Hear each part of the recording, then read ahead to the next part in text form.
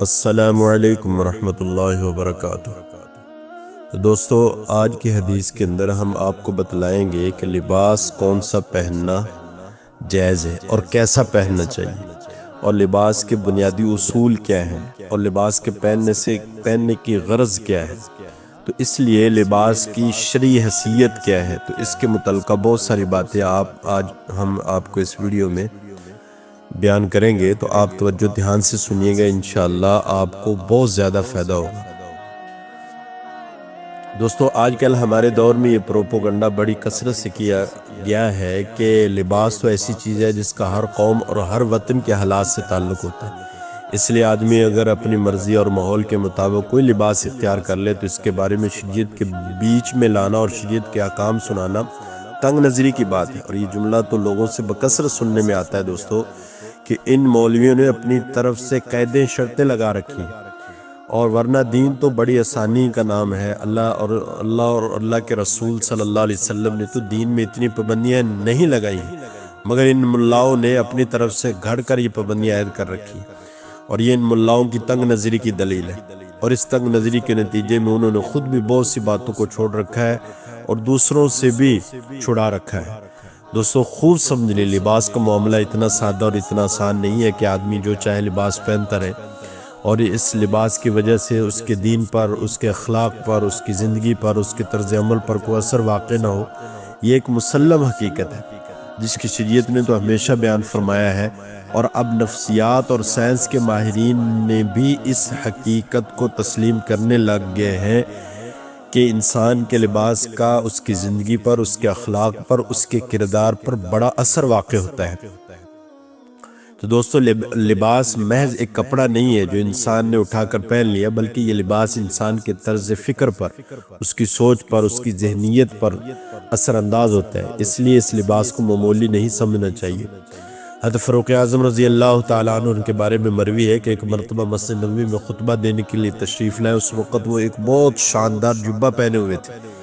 جب انہوں نے خطبہ سے فارغ ہو کر گھر تشریف لے گئے تو جا کر اس جبہ کو اتار دیا اور فرمایا کہ میں آئندہ اس جبہ کو نہیں پہنوں گا، اس لیے کہ اس جبہ کے پہننے سے میرے دل میں بڑائی اور تکبر کا احساس پیدا ہو گیا، اس لیے میں آئندہ اس کو نہیں پہنوں گا۔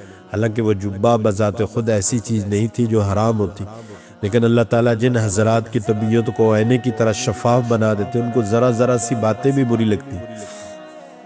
اس کی مثال یوں سمجھیے جیسے ایک کپڑا داغدار ہے اور اس کپڑے میں ہر جگہ دھبے ہی دھبے لگے ہوئے ہوں، اس کے بعد اس کپڑے پر ایک داغ اور لگ جائے تو اس کپڑے پر کوئی اثر ظاہر نہیں ہوگا۔ ہمارا بھی دوستو یہی حال ہے کہ ہمارا سینہ داغوں اور دھبوں سے بھرا ہوا ہے، اسی لیے اگر خلاف شرع کوئی بات ہو جاتی ہے تو اس کی ظلمت اور اس کی تاریکی، اس کے وبال کا احساس ہمیں نہیں ہوتا، لیکن جن حضرات کے سینوں کو اللہ تعالیٰ نے آئینے کی طرح شفاف بنایا ہوتا ہے، ان کی مثال ایسی ہی ہے جیسے ایک دوستو سفید صاف شفاف کپڑا ہو، اس پر اگر ذرا سا بھی داغ لگ جائے تو وہ داغ بہت نمایاں نظر آئے گا۔ اس طرح اللہ والوں کے دل صاف شفاف ہوتے ہیں، ان پر ذرا سی بھی چھینٹ پڑ جائے تو ان کو ناگوار ہوتی ہے۔ تو حضرت عمر فاروق رضی اللہ تعالیٰ کے واقعے سے معلوم ہوا کہ لباس کا اثر انسان کے اخلاق و کردار پر، اس کی زندگی پر پڑتا ہے، اس لیے لباس کو معمولی سمجھ کر نظر انداز نہیں کرنا چاہیے، اور لباس کے بارے میں شریعت کے جو اصول ہیں وہ سمجھ لینے چاہیے، اور ان کی پیروی کرنی بھی ضروری ہے۔ دوستو، آج کل یہ جملہ بھی بہت کثرت سے سننے میں آتا ہے کہ اس ظاہری لباس میں کیا رکھا ہے، دل صاف ہونا چاہیے، اور ہمارا دل صاف ہے، ہماری نیت اچھی ہے، اللہ تعالیٰ کے ساتھ ہمارا تعلق قائم ہے، سارے کام تو ہم ٹھیک کر رہے ہیں، اب اگر ذرا سا لباس بدل گیا تو اس میں کیا حرج ہے، کیونکہ دین ظاہر کا نام نہیں بلکہ باطن کا نام ہے۔ دوستو، دین جسم کا نام نہیں بلکہ روح کا نام ہے، شریعت کی روح دیکھنی چاہیے، دین کی روح کو سمجھنا چاہیے۔ آج کل اس قسم کے جملے بہت کثرت سے پھیلے ہوئے ہیں اور پھیلائے جا رہے ہیں اور فیشن بن گئے۔ دوستو، ظاہر اور باطن دونوں مطلوب، خوب یاد رکھیے گا، دین کے احکام روح پر بھی ہیں اور جسم پر بھی ہیں، باطن پر بھی ہیں اور ظاہر پر بھی ہیں۔ قرآن کریم کا ارشاد ہے وَذَرُوا ظَاهِرَ الْإِثْمِ وَبَاطِنَهُ، کہ یعنی ظاہر کے گناہ بھی چھوڑو اور باطن کے گناہ بھی چھوڑو۔ صرف یہ نہیں کہ باطن کی گناہ چھوڑو، خوب یاد رکھیے گا جب تک ظاہر خراب ہے تو پھر یہ شیطان کا دھوکہ ہے کہ باطن ٹھیک ہے، اس لیے کہ ظاہر اس وقت خراب ہوتا ہے جب اندر سے باطن خراب ہوتا ہے، اگر باطن خراب نہ ہو تو ظاہر بھی خراب نہیں ہوگا۔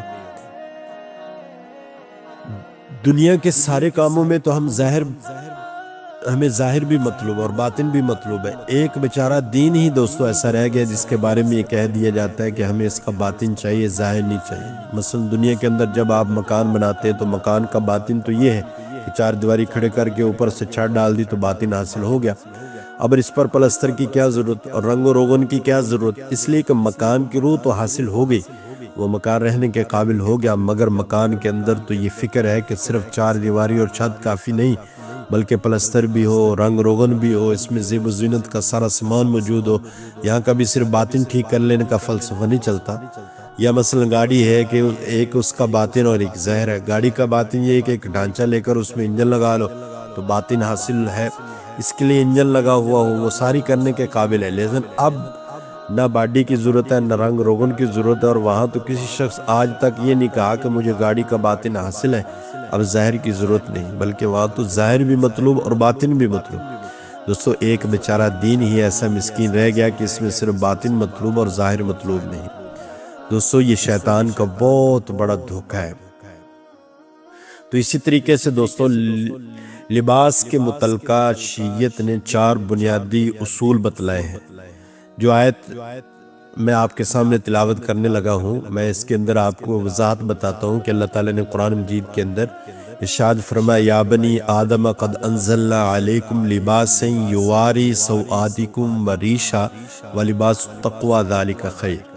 اللہ تعالیٰ فرماتے ہیں بنی آدم ہم نے تمہارے لیے ایسا لباس اتارا جو تمہاری پوشیدہ اور شرم کی چیزوں کو چھپاتا ہے اور جو تمہارے لیے زینت کا سبب بنتا ہے، اور تقوی کا لباس تمہارے لیے سب سے بہتر ہے. تو شریعت نے دوستو لباس کے 4 بنیادی اصول بتلائے ہیں.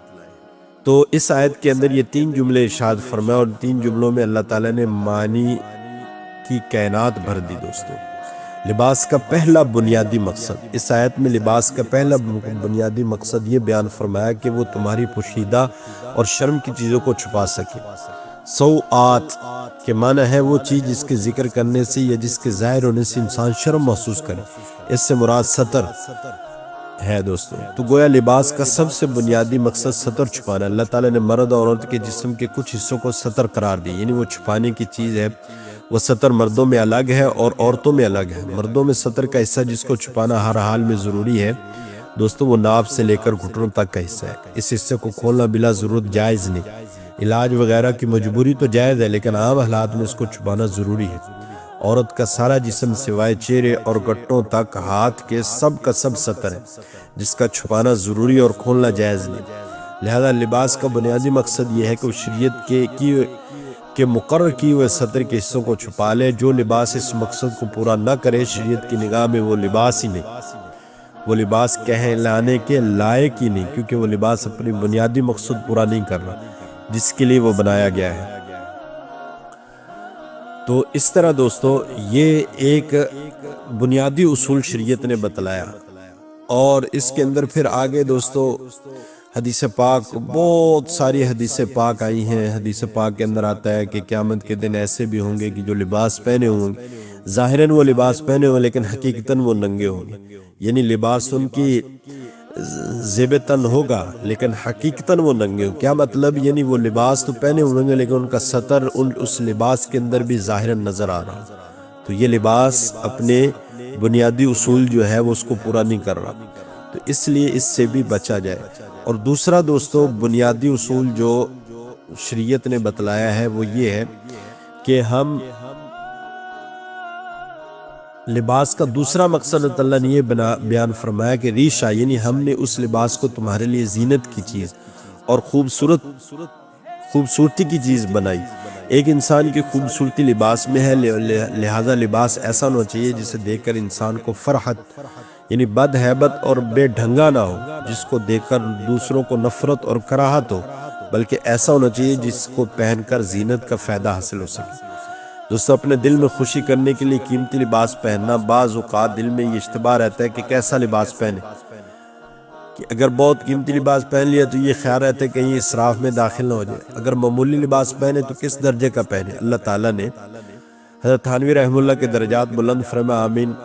اللہ تعالیٰ نے اس دور کے اندر ان سے ایسا عجب کام لیا کہ آپ نے کوئی چیز پر پردہ خفا کے اندر نہیں چھوڑی. یعنی کوئی چیز ایسی جو چھپی ہو، ہر چیز کو دو اور دو چار کر کے بالکل واضح کر کے اس دنیا سے تشریف لے گئے۔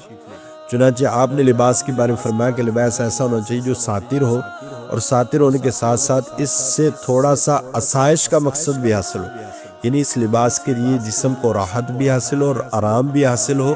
ایسا لباس پہننے میں کوئی حرج نہیں، مثلا پتلا لباس پہن لیا اس خیال سے کہ جسم کو آرام ملے گا، اس میں کوئی حرج نہیں، شرعاً جائز ہے، شریعت نے اس پر کوئی پابندی عائد نہیں کی۔ اس طرح اپنے دل کو خوش کرنے کے لیے زبائش کا لباس پہنا تو یہ بھی جائز، مثلا ایک کپڑا 10 روپے گز ہے اور دوسرا کپڑا 15 روپے گز مل رہا ہے۔ اب اگر ایک شخص 15 روپے گز والا اس لیے خریدے کہ اس کے ذریعے میرے جسم کو آرام ملے گا، یا اس وجہ سے یہ کپڑا مجھے زیادہ اچھا شوٹ کرے گا، تو اس کے پہننے میں میرا دل خوش ہوگا، اور اللہ تعالیٰ نے مجھے اتنی وسعت دی ہے کہ میں 10 روپے کے بجائے 15 روپے والا گز والا کپڑا پہن سکتا ہوں، تو یہ اسراف میں داخل نہیں ہے دوستوں، اور گناہ بھی نہیں ہے، بلکہ شرعاً یہ جائز بھی ہے، اسی لیے کہ اللہ تعالیٰ نے تمہیں وسعت بھی دی اور تم اپنا دل خوش کرنے کے لیے ایسا کپڑا پہن رہے، اس لیے جائز ہے۔ تو دوستو مالدار کو اچھے کپڑے پہننے چاہیے، بلکہ جس شخص کی آمدنی اچھی ہو اس کے لیے خراب قسم کا کپڑا اور گھٹیا قسم کا لباس پہننا دوستو کوئی پسندیدہ بات نہیں۔ حدیث شریف میں آیا کہ ایک صاحب حضور اقدس صلی اللہ علیہ وسلم کی خدمت میں حاضر ہوئے۔ آپ صلی اللہ علیہ وسلم نے دیکھا کہ وہ صاحب بہت بدہیبت قسم کا پرانا لباس پہنے ہوئے تھے۔ حضور اقدس صلی اللہ علیہ وسلم نے صاحب سے پوچھا، الاک مالن، کیا تیرے پاس مال نہیں؟ انہوں نے کہا نعم۔ تو فرمایا، یعنی آپ نے اس سے پوچھا تمہارے پاس مال ہے؟ اس نے کہا جی ہاں ہے۔ آپ سے پوچھا کہ تیرے پاس کس قسم کا مال ہے؟ اس نے جواب دیا کہ یا رسول اللہ، اللہ تعالیٰ نے مجھے ہر قسم کا مال عطا فرمایا ہے، یہ اونٹ، بکریاں، گھوڑے، غلام سب ہیں۔ آپ صلی اللہ علیہ وسلم نے فرمایا کہ جب اللہ تعالیٰ نے تمہیں مال دیا ہے تو اس کے انعامات کا کچھ اثر تمہارے لباس سے بھی ظاہر ہونا چاہیے۔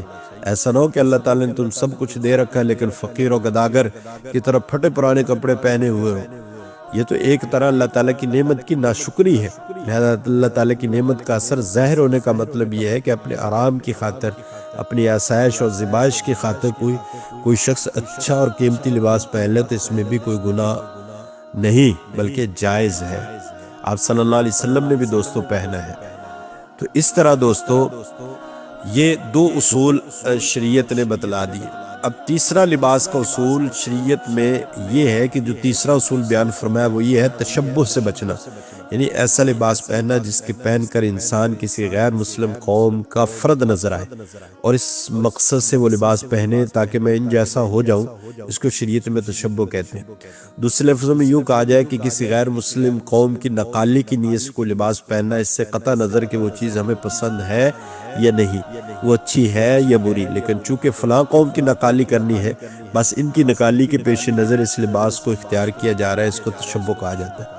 اس نقالی پر حضور اقدس صلی اللہ علیہ وسلم نے بڑی سخت وعید ارشاد فرمائی ہے، چنانچہ ارشاد من تشبہ بقوم فہو منہ، یعنی جو شخص کسی قوم کے ساتھ تشبہ اختیار کرے گا، اس کی نقالی کرے گا، ان جیسا بننے کی کوشش کرے گا تو وہ انہی میں سے ہے، گویا کہ وہ مسلمانوں میں سے نہیں، اسی قوم کا ایک فرد ہے، اس لیے کہ یہ شخص انہی کو پسند کر رہا ہے، انہی سے محبت رکھتا ہے، ان جیسا بننا چاہتا ہے، تو اب اس کا حشر بھی انہی کے ساتھ ہوگا۔ اللہ تعالیٰ محفوظ فرمائے۔